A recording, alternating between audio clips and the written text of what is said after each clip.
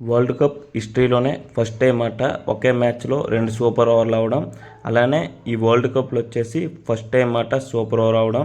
ఈ మ్యాచ్ ఎవరు చూడకపోతే చాలా మిస్ అయినట్టే. ఈ మ్యాచ్ వచ్చేసి చాలా థ్రిల్లింగ్గా సాగింది.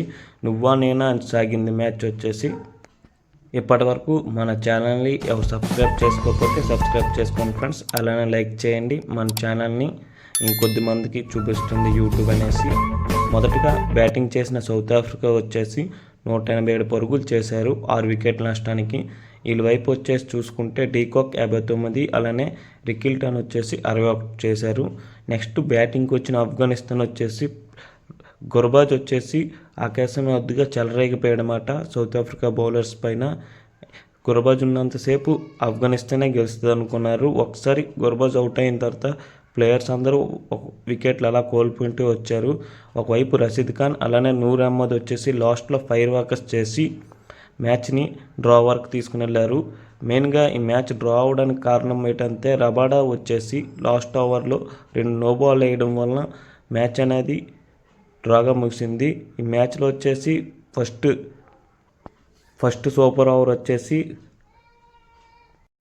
17 పరుగులు చేశారు ఆఫ్ఘనిస్తాన్ లుంగ్ నిగిడి బౌలింగ్కి. నిగిడి వచ్చేసి ఫస్ట్ బాల్ ఉమర్జాయ్కి 4, అలానే రెండో బాల్ 6గా ఇచ్చాడు. ఫస్ట్ 2 బాల్లో 10 రన్లు రాగానే సౌత్ ఆఫ్రికా వచ్చేసి చాలా ప్రెజర్గా వెళ్ళింది. అలానే లాస్ట్ 2 బాల్లను 4 అలా సింగిల్ చేసి ఫస్ట్ సూపర్ ఓవర్ వచ్చేసి 17 పరుగులు చేశారు. నెక్స్ట్ సూపర్ ఓవర్కి వచ్చిన సౌత్ ఆఫ్రికా వచ్చేసి డేవిడ్ మిల్లర్ అలానే బ్రీవ్స్ వచ్చేసి ఫస్ట్లోనే డేవిడ్ మిల్లర్ సింగిల్ చేశాడు. నెక్స్ట్ బాల్ వచ్చేసి డెవిల్ బ్రేవ్స్ వచ్చేసి 6 కొట్టి నెక్స్ట్ బాల్ వికెట్ అయిపోయాడు.